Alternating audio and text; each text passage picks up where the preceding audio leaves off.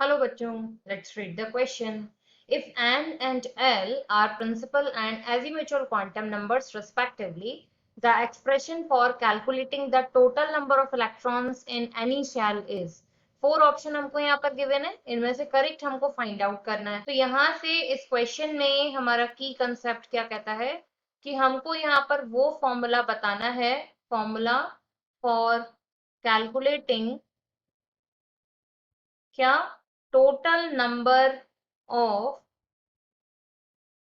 Electrons in any shell, किसी भी shell को लेकर हम यहाँ पर बात कर रहे हैं। अब देखो, जब किसी इलेक्ट्रॉन्स की बात हो तो हम लोग दो क्वांटम नंबर्स बेसिकली वहां पर प्रेफर करते हैं। एक तो आ जाता है आपका प्रिंसिपल क्वांटम नंबर। इस प्रिंसिपल क्वांटम नंबर को हम लोग किससे रिप्रेजेंट करेंगे, एन से। और दूसरा आपका आ जाता है वहीं से एजीम्यूथुअल क्वांटम नंबर। तो ये एजीम्यूथुअल क्वांटम नंबर जो है आपका, इससे हम रिप्रेजेंट करते हैं एल से। अब इनके फॉर्मूलाज की अगर बात की जाए तो एन तो आपका मेन जो नंबर वहां पर होता है आपका एजीम्यूथुअल सॉरी प्रिंसिपल के लिए, वो तो आप डायरेक्टली देख लेते हैं। एल को कैसे कैलकुलेट करते हैं, तो एल को हम कैलकुलेट करते हैं जीरो से लेकर एन माइनस वन तक जो भी आपका नंबर आए वो आपके एल की वैल्यू हो जाती है। इसके अलावा अगर हम आपसे पूछे कि मैक्सिमम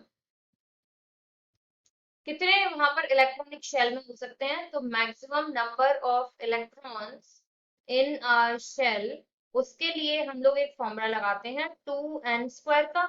जितना भी यहाँ पर नंबर आ जाए टू एन स्क्वायर की वैल्यू, उतने नंबर ऑफ इलेक्ट्रॉन एक शेल में प्रेजेंट हो सकते हैं। और बात अब अगर देखो यहाँ पर हम suppose n is equal to one shell को लेकर बात कर रहे हैं, तो आपका जो एजीम्यूचुअल की वैल्यू हो जाएगी वो हो जाएगी जीरो। यहाँ से आपका जो मैग्नेटिक क्वांटम नंबर है वो भी जीरो हो जाता है।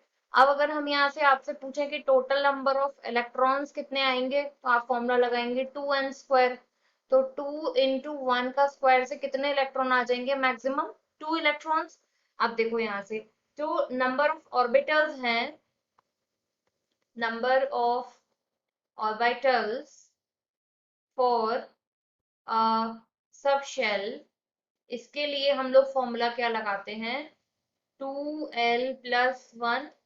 और नंबर ऑफ इलेक्ट्रॉन्स एक ऑर्बिटल में कितने होते हैं, number of electrons in orbital, वो होते हैं आपके टू इलेक्ट्रॉन्स। ठीक है। तो जब नंबर ऑफ यहाँ पर आपके ऑर्बिटल है टू एल प्लस वन और नंबर ऑफ इलेक्ट्रॉन जा रहे हैं आपके टू, तो यहाँ से जो आपका फॉर्मूला बन जाएगा वो फॉर्मूला क्या आ जाएगा, इन दोनों को मिलाकर समेशन हम लोग ले सकते हैं। हम लोग समेशन में l is equal to n minus one ये फॉर्मूला अप्लाई कर रहे हैं, जहां पर एल जो है वो आपके जीरो यानी कि एस सब शेल के लिए बात की जा रही है।